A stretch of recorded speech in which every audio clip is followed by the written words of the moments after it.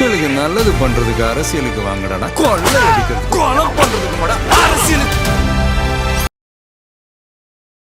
விஜய்க்கு தெரியாத அரசியல் இருக்கிறதா அப்படின்னு ஒரு கேள்வியை கேட்கக்கூடிய வகையில விஜய் இடத்துல கம்பேர் பண்ணும்போது நீங்களே அரசியல்ல வந்து இப்பதான் ப்ரீகேஜில இருக்கீங்களோ அப்படின்னு சொல்லக்கூடிய வகையில தான் விஜயோடைய செயல்பாடு இருக்கு. எதை வச்சு நாம இதை சொல்றோம் அப்படின்னா, இந்த பக்கம் வந்து பாத்தீங்கன்னா திமுக கூட்டணியில் இருக்கக்கூடிய கட்சிகளை உடைத்து ஆட்சியில வந்து அமர்றாங்க விஜய் அவர்கள்.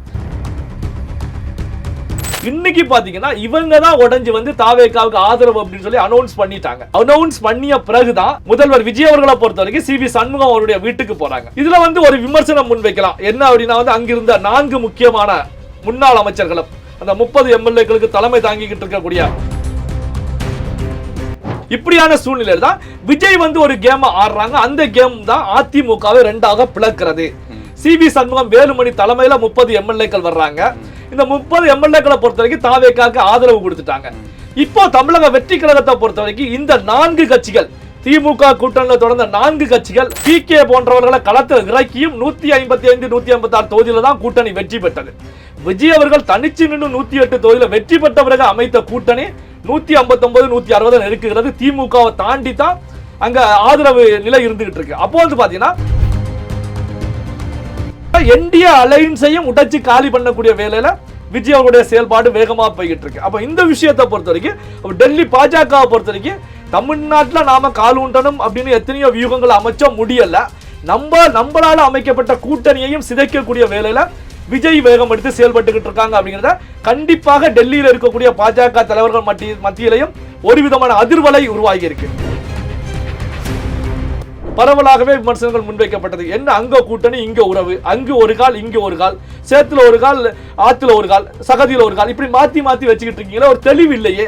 ஒரு கொள்கை கூட்டணின்னு சொன்ன தலைவர்களிடத்துல ஒரு தெளிவான கொள்கை இல்லாம இருந்துகிட்டு இருக்கேன் அப்படிங்கிற பாசிச சக்திகள் உள்ள வராமல் தடுப்பதற்காகத்தான் மக்கள் நமக்கு வாக்குகள் அள்ளி வீசிக்கிட்டு இருக்காங்க அப்படின்ற கருத்துக்களை முன் வச்சாங்க. அது இப்போ 2026 தேர்தலில் முறியடிக்கப்பட்டிருக்கிறது. அப்போ வந்து பாத்தீங்கன்னா வெற்றி குதிரையில பயணிச்சவங்களை பொறுத்த வரைக்கும் 2026 தேர்தல் வந்த பிறகு, தேர்தல் முடிவுகளுக்கு பிறகு இந்த வெற்றி குதிரை வந்து வெட்டி குதிரையாக மாறிவிட்டது. அதுல பயணிக்கிறதுல பலன் இல்லை அப்படிங்கும் போதுதான்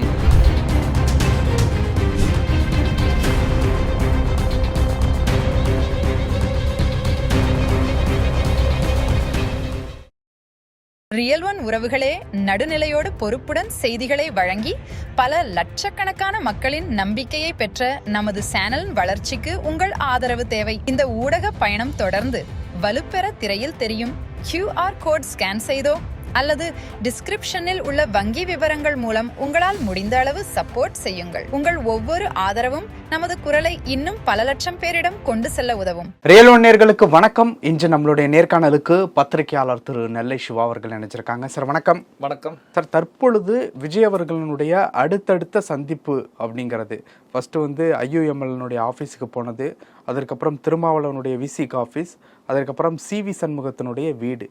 ஒரு முதலமைச்சர் சி வி சண்முகத்தினுடைய வீட்டுக்கு எதுக்கு போகணும் அப்படிங்கிற ஒரு கேள்வியும் இருக்கு. தொடர்ச்சியாக இந்த சந்திப்புகள் நம்பிக்கை வாக்கெடுப்புக்காக நிரூபிக்கணும் அப்படிங்கிற ஒரு கட்டாயத்திற்கு விஜய் ஆளாகியிருக்கிறார் அப்படிங்கிறதுக்காக இந்த சந்திப்பு அப்படின்ட்டு வந்து சொல்லப்படுது. உங்களுடைய பார்வை எப்படி இருக்கு? அதாவது பாத்தீங்க அப்படின்னா, விஜய் அவர்களை பொறுத்த வரைக்கும் யாருமே எதிர்பார்க்காத ஒரு நிலையில தான் சி வி சண்முகம் அவர்களுடைய வீட்டுக்கு விஜய் செல்லுவாங்க அப்படிங்கிறது யாருமே எதிர்பார்க்காத ஒரு நிகழ்வா தான் அமைஞ்சது. அதிரடியான ஒரு நிகழ்வு அப்படின்னு கூட சொல்லலாம். காரணம் என்ன அப்படின்னா, மற்ற தலைவர்களை பொறுத்த வரைக்கும் ஒரு கட்சியுடைய தலைவர்கள், விஜய்க்கு ஆதரவு கொடுத்தவர்கள், கொஞ்சம் மூத்த தலைவர்கள், ஸோ அரசியல் களத்தில் ஆக்டிவாக செயல்படக்கூடிய தலைவர்கள், இப்படி தான் ஒவ்வொரு தலைவர்களுடைய அலுவலகங்களுக்கு அவருடைய இல்லங்களுக்கு எல்லாமே சென்று விஜய் அவர்கள் வாழ்த்துக்களை பெற்றாங்க. ஆனால் வந்து பார்த்தீங்க அப்படின்னா, இப்போ சி வி சண்முகம் அவர்களுடைய இல்லம் தான் எந்த ஒரு கட்சியுடைய தலைவரும் கிடையாது. ஏன்னா அந்த கட்சியுடைய இந்த நிமிடம் வரைக்கும் அதிமுகவுடைய பொதுச் செயலாளராக எடப்பாடி பழனிசாமி அவர்கள் தான் இருக்காங்க. அப்போ வந்து பார்த்தீங்கன்னா விஜய் அவர்களை பொறுத்த வரைக்கும் இப்போ சி வி சண்முகம் அவருடைய இல்லத்துக்கு சென்றது ஒரு சாணக்கியத்தனமான ஒரு செயல்பாடு அப்படின்னு சொல்லி தான் பார்க்க வேண்டியிருக்கு. காரணம் என்ன அப்படின்னா, விஜய் அவர்கள் கட்சி ஆரம்பிக்கும் போது ஒரு கூத்தாடியால் கட்சி ரன் பண்ண முடியுமா, நடிகரால் கட்சி ரன் பண்ண முடியுமான்னு கேள்விகள் இருக்கும்போது கட்சி ஆரம்பித்தாங்க. ஒரு நடிகன், ஒரு கூத்தாடி கூட்டம் கூடும், ஆனால் மக்களுடைய செல்வாக்கு கிடைக்காது, ஓட்டா மாறாது அப்படின்னு சொல்லப்பட்ட நிலையிலையும் ஓட்டுகள் மாற்றி விஜய்க்கு குத்தப்பட்டு விஜய் வந்து வெற்றி பெற்று 108 இடங்களில் வெற்றி பெற்று சிஎம் அமர்ந்தாங்க. அப்போ 108 இடங்களில் வெற்றி பெற்ற பிறகும் விஜய் அவர்களுக்கு தயவு, திராவிட கட்சியுடைய தயவு வேண்டும், சப்போர்ட் கிடைக்காது, சிஎம் அமர முடியாது அப்படின்னு சொல்லப்பட்ட நிலையிலையும் 2 கம்யூனிஸ்டுகள், விசிக, IUML போன்ற கட்சிகள், அதாவது 2019 காலகட்டத்தில் இருந்து தொடர்ச்சியாக திமுகவில் பயணிச்சவங்க. இதுதான் கவனிக்கப்பட வேண்டிய விஷயம். என்ன அப்படின்னா, எங்களுடைய கூட்டணியை எந்த கொம்பனாலும் அசைக்க முடியாது, அந்த அளவுக்கு வலிமையான ஒரு கூட்டணி. இதை கடந்து பார்த்தீங்கன்னா கொள்கை கூட்டணி, எந்த விதமான எதிர்பார்ப்பும் இல்லாத கொள்கை கூட்டணி அப்படிங்கிற கருத்துக்களை தான் அந்த கூட்டணியுடைய தலைவராக இருந்த ஸ்டாலின் அவர்கள் தெரிவித்தாங்க. அதே போலதான் கூட்டணியில் பயணித்த கம்யூனிஸ்ட் கட்சிகளாக இருக்கட்டும், விசிகாவுடைய திருமாவாக இருக்கட்டும், கொள்கை கூட்டணி. இந்த கொள்கை அப்படிங்கிற அடிப்படையில் தான் நாங்கள் எண்ணிக்கையை கூட கம்மியாக வாங்கிட்டு கூட்டணியில் தொடர்றோம். எந்த ஒரு விஷயமாக இருந்தாலும் நாம கொள்கைக்காக சமரசம் செய்துகிட்டு இருக்கோம் அப்படிங்கிறத துண்டு போட்டு தாண்டினாங்க. ஏன்னா எல்லாருக்குமே தெரிஞ்ச விஷயம்தான். அடிக்கடி அவங்க துண்டு போட்டு தாண்டிக்கிட்டே தான் இருந்தாங்க. என்ன ஏன் அடிக்கடி அப்படின்னு சொல்றோம் அப்படின்னா, எந்த ஒரு கேள்விகளை பத்திரிகையாளர்கள் முன்வைத்தாலும் நாங்க கொள்கைக்காக சமரசம் பண்ணிக்கிட்டு இருக்கோம், கொள்கைக்காகத்தான் இந்த கூட்டணி. அதனால எந்த சக்திகளாலும், பாசிச சக்திகளால் எங்களுடைய கூட்டணியை சிதறடிக்க முடியாது அப்படின்னு சொல்லி திருமாவளவன் அவர்களை பொறுத்த வரைக்கும் பார்த்தீங்கன்னா 2019 இருந்து எடுத்துக்கிட்டோம் அப்படின்னா ஒரு 500 தடவை சொல்லியிருப்பாரு. அதே போலதான் கம்யூனிஸ்ட் கட்சிகளும் ஒரு 500 தடவைக்கு மேல சொல்லியிருப்பாங்க. IUML போன்ற கட்சிகளும் ஒரு 500-600 தடவை சொல்லியிருப்பாங்க. இப்படி கொள்கைக்காக அமைந்த கூட்டணியை பொறுத்த வரைக்கும் விஜய் அவர்கள் 108 தொகுதியில் வெற்றி பெற்று விட்டார் அப்படின்னு அடுத்த நிலையிலேயே கொள்கையை தூக்கி எறிந்து விட்டு விஜய் பக்கம் ஓடி வந்தாங்க. அதுக்கு ஒரு காரணத்தையும் முன் வச்சாங்க. அதாவது பாசிச சக்திகள் உள்ள வரக்கூடாது, அதாவது சனாதனம் சம்பந்தப்பட்ட மதவாத சக்திகள் உள்ள வரக்கூடாதுங்கிற ஒரே காரணத்துக்காகத்தான் விஜய் அவர்களுக்கு ஆதரவு கொடுக்கிறோம். ஏன்னா அவரும் மதச்சார்பற்றவராக இருக்கிறார், அதனால ஆதரவு கொடுக்கிறோம் அப்படிங்கிற கருத்துக்களை முன்வைத்து அறிவாலயத்துடைய இதயத்தில் ஒரு பெரிய இடியை தூக்கி போட்டாங்க. காரணம் என்ன அப்படின்னா, 2019 இருந்து 2026 தேர்தல் முந்தைய நாள் வரைக்கும், முடிவுகள் வருவதற்கு முந்தைய நாள் வரைக்கும் நம்ம கூட பயணிச்சாங்க. திமுக 2019 இருந்து எல்லா தேர்தல்களிலுமே வெற்றி வாகை சூடிக்கொண்டே தான் வந்தாங்க. ஒரு வெற்றி பெற்ற குதிரை அப்படிங்கிற நிலையில அந்த வெற்றி குதிரையில பயணிப்பதற்காகத்தான் இவங்க அந்த கூட்டணியில் இருந்தாங்க. அப்படிங்கிற தொடர் வெற்றிக்கு காரணம் எதிரிகளே இல்ல அப்படிங்கிற மாதிரி நம்ம கண்டிப்பா எதிரில எந்த விதமான எதிரிகளும் இல்ல. அந்த எடப்பாடி ஒரு ஸ்ட்ராங்கான எதிரி இல்ல, ஸ்ட்ராங்கான எதிரி கிடையாது. காரணம் என்ன அப்படின்னா, ஜெயலலிதாவுடைய மரணத்துக்கு பிறகு அதிமுக ஒவ்வொரு காலகட்டத்திலையுமே பாத்தீங்கன்னா ஒவ்வொரு தலைவர்கள் போர்க்கொடி தூக்கக்கூடிய நிகழ்வுகள் நடந்துகிட்டு தான் இருக்கு. ஜெயலலிதா மறைஞ்சாங்க, அந்த இரும்பு கோட்டை அப்படிங்கிற அதிமுகவை பொறுத்த வரைக்கும் சிதற துவங்கி விட்டது. ஃபர்ஸ்ட் சசிகலா மூலமாக ஒரு மிகப்பெரிய ஒரு போராட்டங்கள் நடைபெற்றது, OPS மூலமாக போராட்டங்கள் நடைபெற்றது, இன்று CV சண்முகம் மூலமா போராட்டங்கள் நடந்துகிட்டு இருக்கு. போராட்டங்கள் அப்படின்னா தலைமைக்கு எதிரான போர்க்கொடி. அப்போ பாத்தீங்கன்னா அதிமுக ஜெயலலிதா போன பிறகு தொடர் போராட்டங்கள், உட்கட்சியில மோதல்கள், கட்சி பிளவுகளை சந்திச்சுக்கிட்டே இருக்காங்க. அப்போ பாத்தீங்கன்னா அதிமுக வீக்காக இருந்த காரணத்தினாலையும் இந்த பக்கம் திமுகவை பொறுத்த வரைக்கும் 15க்கு மேற்பட்ட கட்சிகள் ஒன்றிணைந்து ஒரு பெரிய வலுவான அலையன்ஸை கட்டி வைத்த காரணத்தினாலையும் திமுக 2019 இருந்து தொடர் வெற்றிகளை ஈட்டி வந்துகிட்டே இருந்துச்சு அப்படிங்கிறதா வெளிப்படையான உண்மை. ஆனா பாத்தீங்கன்னா அந்த கூட்டணியில இருந்த கூட்டணி தலைவர் ஸ்டாலினாக இருக்கட்டும், அதே நேரத்தில் கூட்டணி தலைவர்களாக இருக்கட்டும், எல்லாருமே பாத்தீங்கன்னா கொள்கைக்கான ஒரு கூட்டணி, கொள்கைக்காக நாம வெற்றி பெற்றுக்கிட்டு இருக்கோம், பாசிச சக்திகள் உள்ள வராமல் தடுப்பதற்காகத்தான் மக்கள் நமக்கு வாக்குகள் அள்ளி வீசிக்கிட்டு இருக்காங்க அப்படின்ற கருத்துக்களை முன் வச்சாங்க. அது இப்போ 2026 தேர்தலில் முறியடிக்கப்பட்டிருக்கிறது. அப்போ பாத்தீங்கன்னா வெற்றி குதிரையில பயணிச்சவங்களை பொறுத்த வரைக்கும் 2026 தேர்தல் வந்த பிறகு, தேர்தல் முடிவுகளுக்கு பிறகு இந்த வெற்றி குதிரை வெற்றி குதிரையாக மாறிவிட்டது.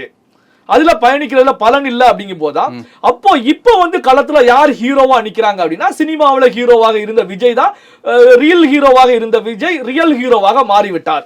அப்போ பாத்தீங்கன்னா யார் ஆட்சி அதிகாரத்துல இருக்கிறாங்க, அந்த ஆட்சி அதிகாரத்துல பங்கு பெறணும், அதாவது அந்த கட்சியில நாம இருக்கணும், இல்ல அந்த கூட்டணியில நாம இருக்கணும். அப்படி இல்லைன்னா அந்த கட்சிக்கு நம்ம ஜால்ரா அடிச்சுனாலும் 5 ஆண்டு காலத்தை ஓட்டணும். இந்த நிலையில தான் பாத்தீங்கன்னா விஜய் அவர்களுக்கும் ஆதரவு தேவைப்பட்டது, இவர்களும் ஓடி ஆதரவு கொடுத்தாங்க.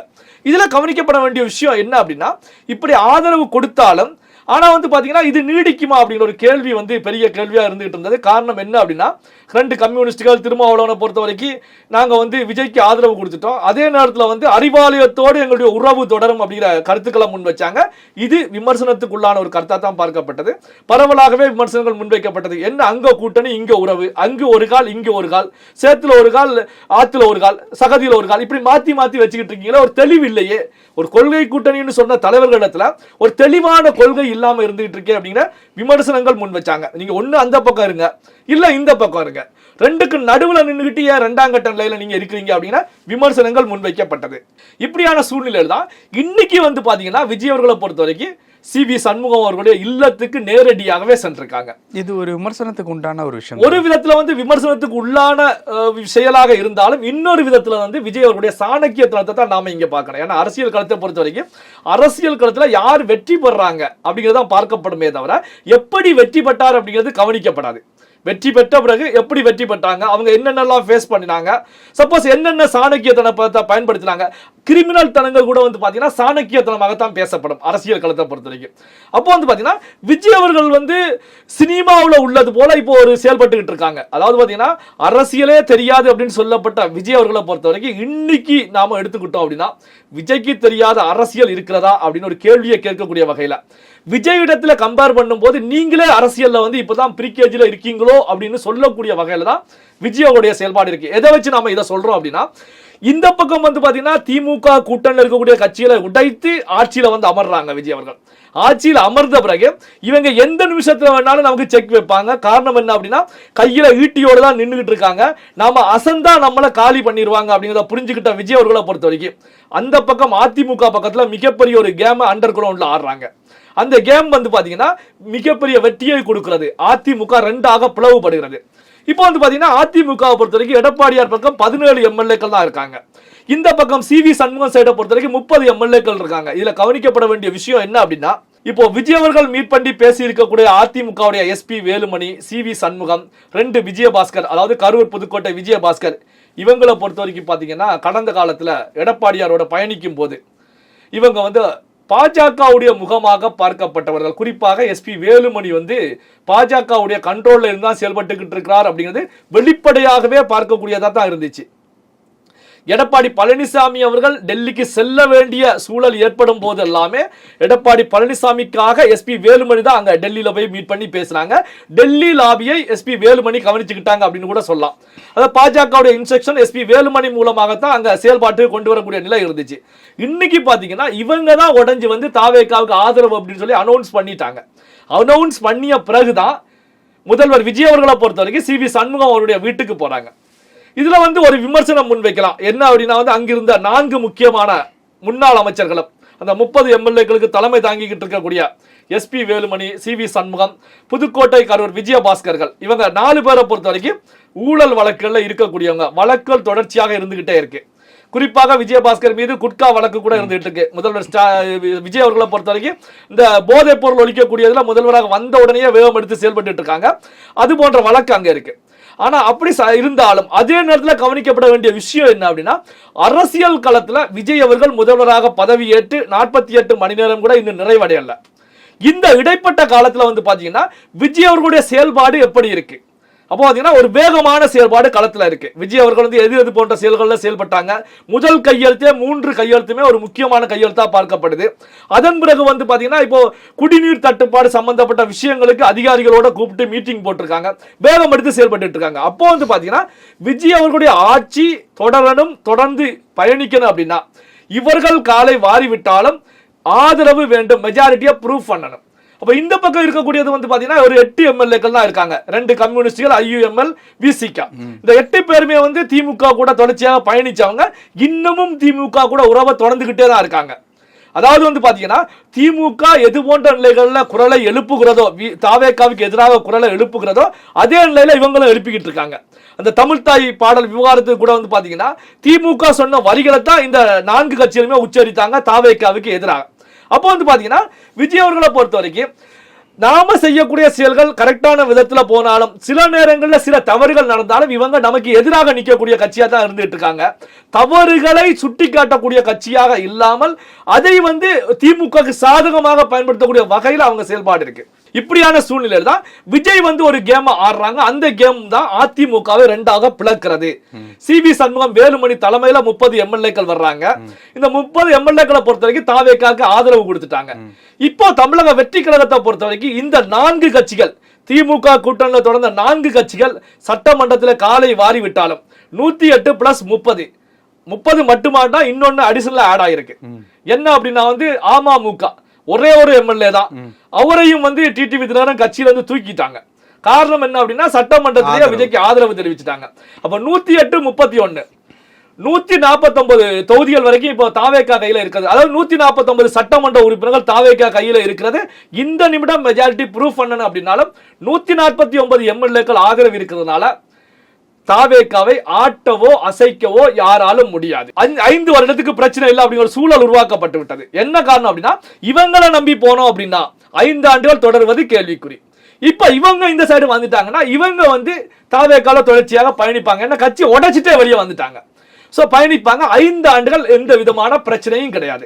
சரி, இவங்க 8 பேர் ஆதரவு கொடுத்தாலும் 149 பிளஸ் 8 157 தொகுதிகள் 157 எம்எல்ஏ ஆதரவு தாவேகாவுக்கு இருக்கிறது அப்படிங்கிற எண்ணிக்கையை பொறுத்த வரைக்கும் கடந்த முறை திமுக கூட்டணியாக நின்று 2021 வெற்றி பெற்ற தொகுதிகளுடைய எண்ணிக்கையே வந்து பாத்தீங்கன்னா 155 தொகுதிகளோ 156 தொகுதிகளோ தான். இன்னைக்கு விஜயுடைய கூட்டணியுடைய எண்ணிக்கையை கால்குலேட் பண்ணீங்கன்னா 159 தொகுதிகள் அப்படிங்கிற நிலைக்கு வருது.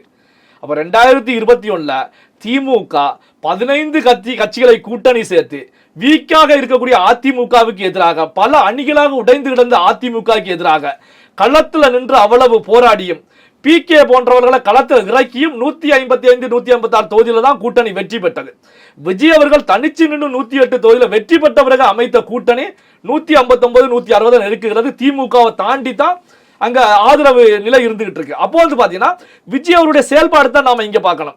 இப்ப நாம பேசுறதுனால வந்து சோ நாம தாவேகாவுக்கு ஆதரவு இல்ல, திமுகவுக்கு எதிர்ப்பு இல்ல, ஏடிஎம்கே எதுவும் கிடையாது. ரியல் ஃபேக்டர் நம்ம பார்க்கிறோம். அப்ப விஜய் அவர்கள் வந்து பாத்தீங்கன்னா தன்னை முழு நேர அரசியல்வாதியாகவே களத்துல பிரதிபலிச்சுக்கிட்டு இருக்காங்க.